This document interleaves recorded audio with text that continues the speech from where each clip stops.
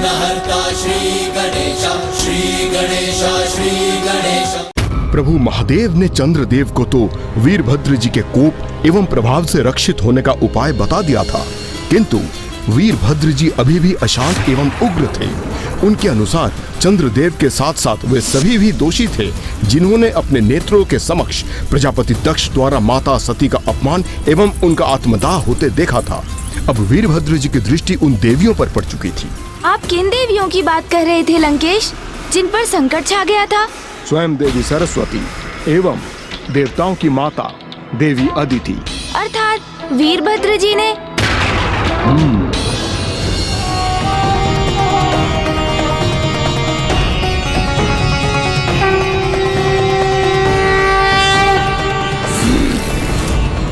ये वीणा की ध्वनि कहाँ से आ रही है?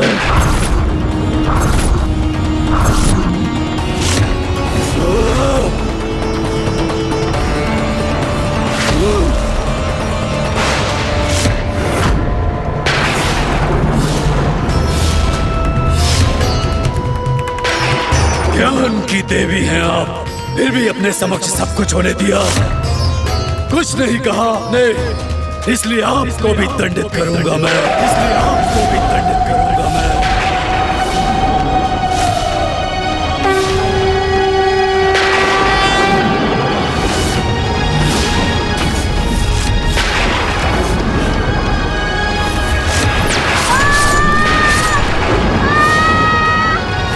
इस प्रकार जिसने भी दक्ष प्रजापति के उस अन्याय का विरोध नहीं किया, शांत रहकर उन्हें मूक समर्थन प्रदान किया, वो सभी भी दंड के भागी बने।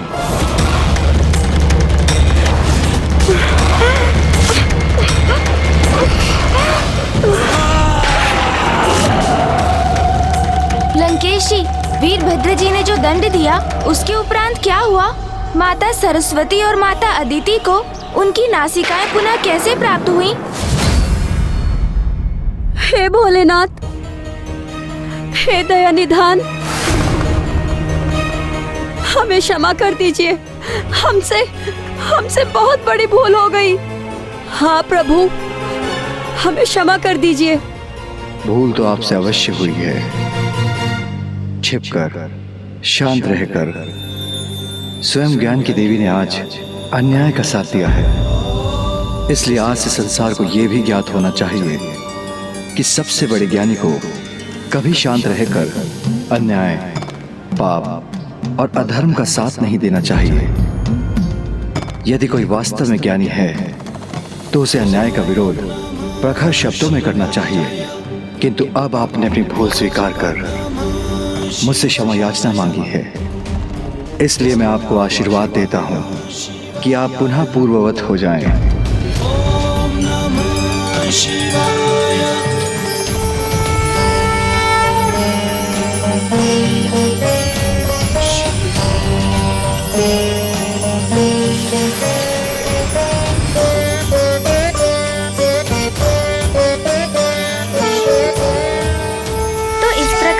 महादेव ने माता सरस्वती एवं माता अदिति को क्षमा प्रदान कर उन्हें दोष मुक्त कर दिया। किंतु लंकेश, फिर चंद्रदेव का क्या हुआ? वो तो अभी भी वीरभद्र जी के प्रहार प्रभाव के दोष से जूझ रहे थे ना, और इसी कारण वो लुप्त होने की स्थिति में भी पहुंच चुके थे। किंतु क्या उन्होंने महादेव के सुझाव अनुसार स्वयं को रक्षित करने के लिए पीपल वृक्ष की प्रदक्षिणा पूर्ण कर ली लंकेश?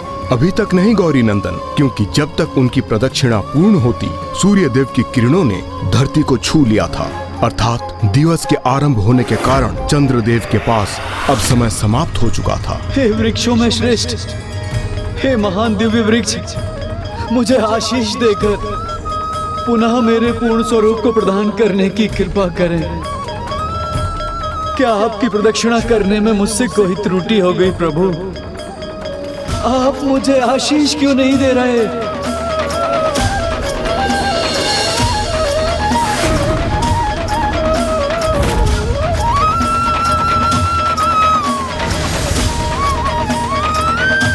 मुझ पर कृपा करें। यदि आज आपका आशीष पाने के पूर्व तिथि परिवर्तित हो गई तो मैं कदापि अपना पूर्ण स्वरूप प्राप्त नहीं कर पाऊंगा प्रभु, और संसार में रात्रि काल में सदा के लिए अमावस्या का अंधकार स्थापित हो जाएगा प्रभु। कृपा कीजिए प्रभु, रक्षा कीजिए प्रभु, आशीष दीजिए प्रभु, आशीष दीजिए।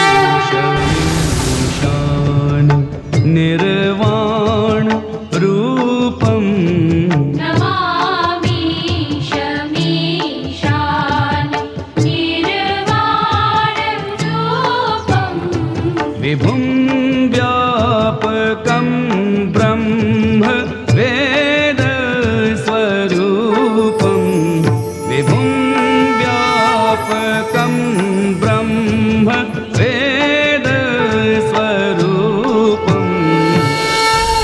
इसी प्रकार सूर्य देव के साथ तिथि परिवर्तित होने के कुछ ही क्षणों के पूर्व चंद्रदेव एवं चंद्रमा ने अपना पूर्ण स्वरूप पुनः प्राप्त कर लिया। तो अब मुझे स्पष्ट हुआ कि चंद्रदेव अर्थात सोमदेव को जिस अमावस्या की रात्रि में पीपल वृक्ष को आशीष प्राप्त हुआ, उसी विशेष तिथि को सोमवती अमावस्या भी कहते हैं। और तभी से इस अमावस्या की तिथि पर जो भी कोई पीपल वृक्ष के नीचे दीपक प्रज्वलित कर उनकी 108 प्रदक्षिणा करता है, उसे दिव्य पीपल वृक्ष की कृपा से किसी भी घातक रोग, अकाल मृत्यु योग, शनि दशा और किसी भी प्रकार की अन्य अपूर्णता से मुक्ति प्राप्त होती है। इसलिए सोमवती अमावस्या का सर्वाधिक महत्व है।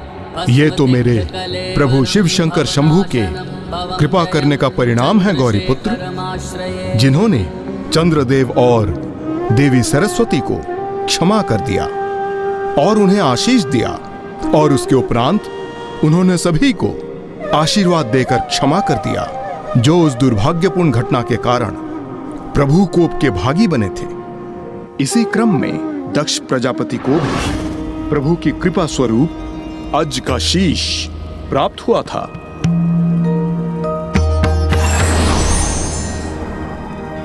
प्रजापति दक्ष को नवीन शीश प्रदान करने के पश्चात प्रभु महादेव की दृष्टि जब माता सती के क्षत विक्षत देह पर पड़ी तो वे अशांत होकर अनियंत्रित हो गए, और फिर माता सती की देह को लेकर उन्होंने तांडव करना आरंभ कर दिया। उनका क्षोभ, देवी सती के लिए उनका अटूट प्रेम वर्तमान परिस्थितियों में सृष्टि पर क्रोध का ज्वालामुखी बनकर फूट रहा था। हाँ लंकेश, ये तो मुझे भी स्मरण है कि फिर किस प्रकार प्रभु नारायण के हस्तक्षेप से 51 शक्ति पीठों की स्थापना हुई थी, क्योंकि प्रभु महादेव का मन अभी भी अशांत था और दूसरी ओर वीरभद्र जी का क्रोध तो अभी भी अपने चरम पर ही था। इसलिए माता भद्रकाली उन्हें उस अवस्था में देखकर अत्यंत चिंतित थीं, क्योंकि वीरभद्र जी के क्रोध से तो समस्त संसार के लिए ही संकट उत्पन्न हो सकता था। तब मां भद्रकाली ने वीरभद्र जी के समक्ष अपने सौम्य स्वरूप में प्रकट होकर उन्हें शांत किया, जिसके उपरांत उनका परस्पर विवाह हुआ।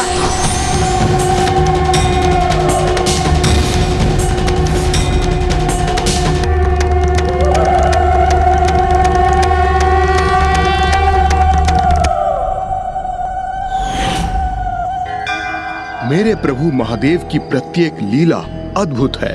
उन्होंने प्रत्येक अवतार से सृष्टि को एक उपदेश भी दिया है। आपने सर्वथा उचित कहा था लंकेश। चंद्रदेव और माता सरस्वती के उदाहरण से वीरभद्र जी ने संसार को एक बहुत बड़ी सीख देकर जीवन का एक नवीन सूत्र स्थापित किया कि ज्ञानी एवं बलशाली का अन्याय और अधर्म को देखकर शांत रहना सर्वथा अनुचित है, अधर्म है। ऐसे ही हैं मेरे प्रभु।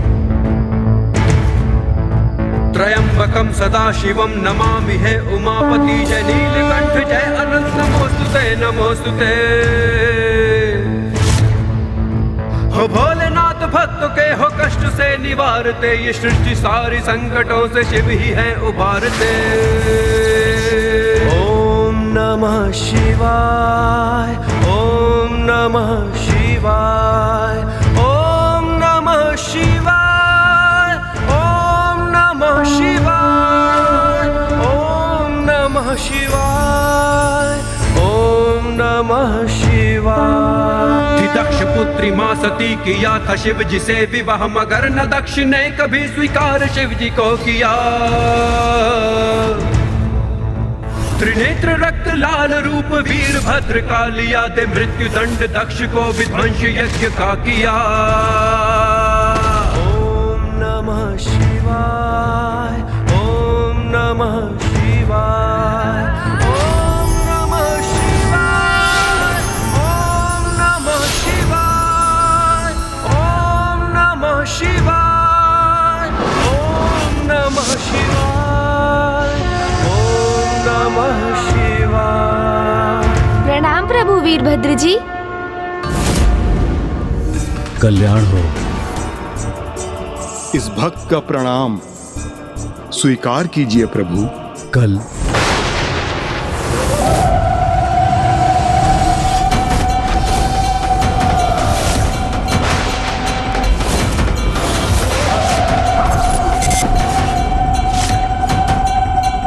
लंकेश, प्रभु शिव का आत्मलिंग तुम्हारे हाथ में क्यों है?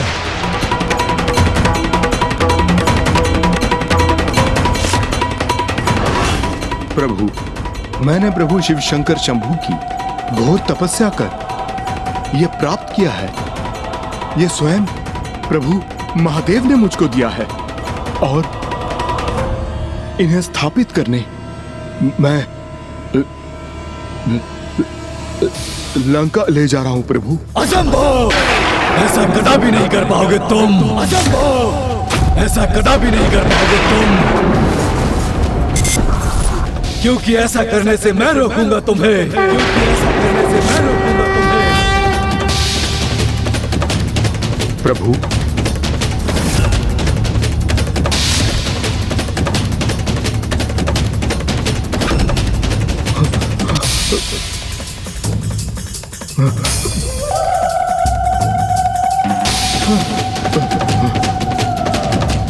नंदेश्वर जी को तो मैंने समझा बुझाकर लौटा दिया, प्रभु भैरव को भी मना लिया, किंतु अब वीरभद्र जी को कैसे रोकूं?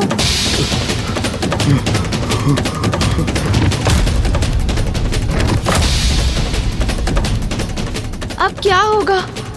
कहीं प्रभु वीरभद्र जी लंकेश को आहत ना कर दे।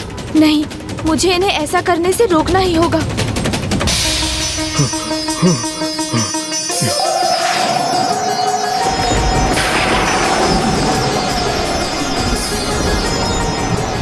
लंकेश रावण, अब तुम्हें दंडित करूंगा मैं।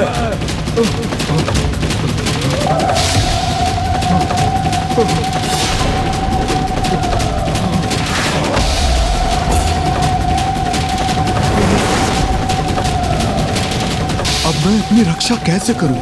नहीं, वीरभद्र जी का प्रहार तो लंकेश का अंत कर देगा, जो अत्यंत अनर्थकारी होगा।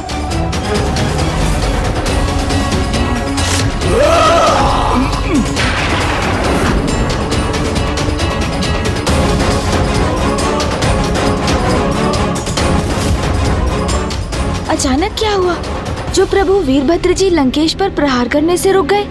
कारण जो भी हो, उनका इस प्रकार रुकना तो उचित ही है।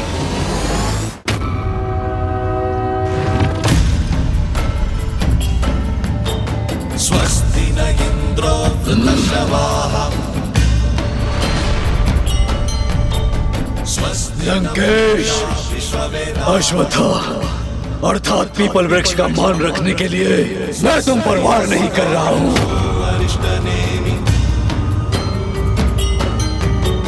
स्वस्ति नो बृहस्पतिर्दधातु।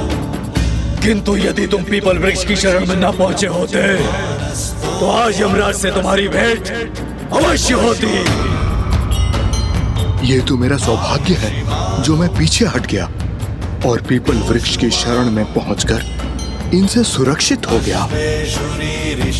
मुझसे सुरक्षित अवश्य हुए हो तुम, किंतु तुम्हें अधिक प्रसन्न होने की आवश्यकता नहीं, क्योंकि मुझे विश्वास है प्रभु का आत्मलिंग कैलाश से दूर करने का प्रयास कभी सफल नहीं होगा। प्रभु का आत्मलिंग लंका कभी नहीं पहुंचेगा, कभी नहीं पहुंचेगा।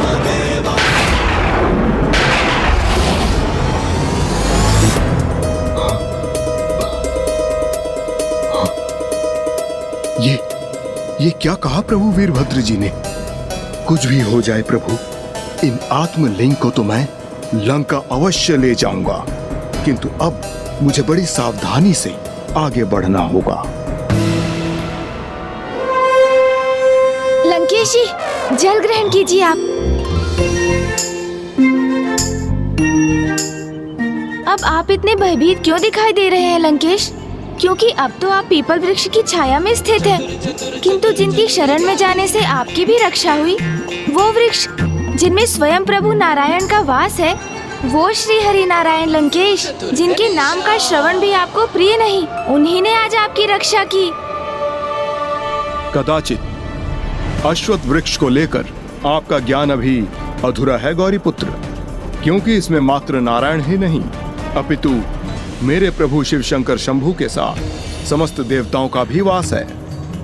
इनकी जड़ों में ब्रह्मदेव, तने में विष्णुदेव और इनके सबसे ऊपरी भाग में अर्थात इनकी शाखाओं और पत्रों में मेरे प्रभु शिव शंकर शंभू का वास है। और त्रिदेव के साथ पीपल वृक्ष के फलों में अष्टदिक्पाल एवं यमराज, देवी लक्ष्मी, देवी सरस्वती और 9 दुर्गा देवियों का भी वास है।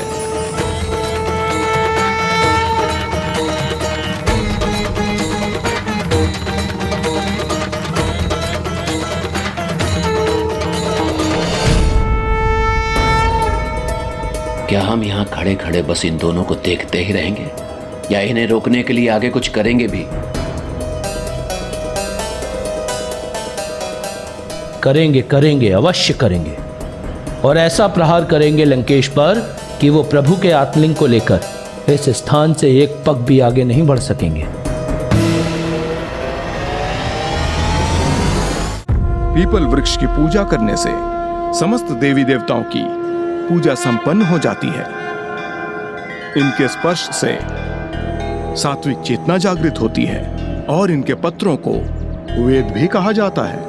इतना ही नहीं, जो भी भक्त प्रतिदिन पीपल वृक्ष को जल समर्पित कर 3 बार इसकी परिक्रमा करता है, उसकी दरिद्रता के साथ उसके समस्त दुर्भाग्य नष्ट हो जाते हैं और उसे दीर्घायु भी प्राप्त होती है। हाँ लंकेश, मुझे भी अब स्मरण है, माँ ने भी एक बार पीपल वृक्ष की महिमा का उल्लेख किया था। उन्होंने कहा था कि 10 पुष्पों के पौधे, 5 आम के वृक्ष और 2 अनार के वृक्ष रोपने से जितना पुण्य प्राप्त होता है, मात्र 1 नींबू एवं 1 वट अर्थात बरगद एवं पीपल वृक्ष को रोपने से प्राप्त होता है। और जो भी ऐसा करता है वो कभी नरक का भागी नहीं बनता। अधिकतर मनुष्य वट वृक्ष को ही पीपल वृक्ष मानने की भूल कर बैठते हैं, किंतु जुड़वा भ्राताओं के समान होते हुए भी उन दोनों में अनेकों विभिन्नताएं हैं। जहाँ पीपल अधिक दिव्य है, वहीं वट वृक्ष अधिक विशाल होने के कारण अधिक छाया प्रदान करते हैं। और इससे भी अधिक, जो भी अपने जीवन में मात्र एक पीपल वृक्ष को रोपने का पुण्य कर्म करते हैं, उनके समस्त पितृदोष नष्ट होते हैं, उनका वंश कभी नहीं मिटता और उन्हें स्वर्ग की प्राप्ति होती है।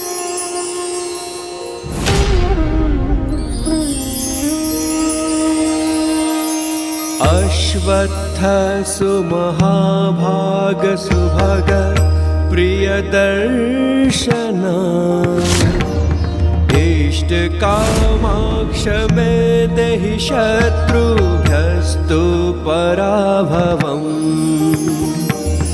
आयुः प्रजां धनं धान्यं सौभाग्यं सर्वसम्पदम् देहि देवी महावृक्ष त्वामहं शरणं गतः। हे पीपल वृक्ष और इनमें स्थित समस्त देवी देवतागण कृपया कर मुझे आशीष दीजिए कि मैं लंकेश रावण को प्रभु के आत्मलिंग को लंका ले जाने से रोकने का कार्य सफलतापूर्वक संपन्न कर सकूं।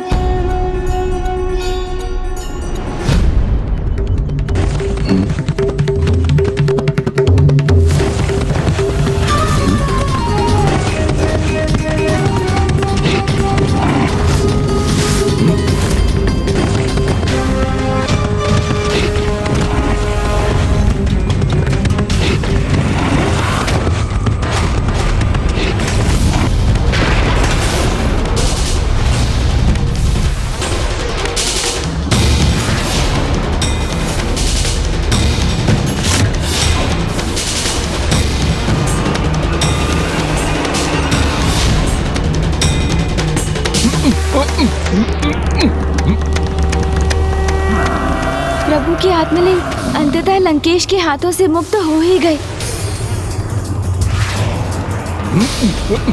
क्योंकि मुझे विश्वास है प्रभु का आत्मलिंग कैलाश से दूर करने का प्रयास कभी सफल नहीं होगा।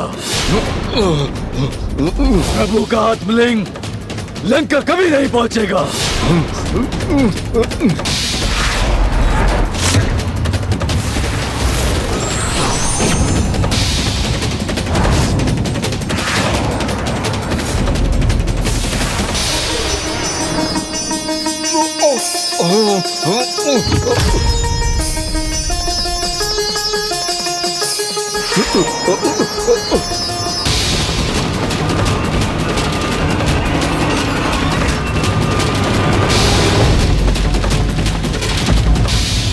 हर कार्य में हमारा प्रयास उसी कोमल रस्सी की भांति होना चाहिए जो बार बार शिला पर घिसकर उसे अंततः काट देती है।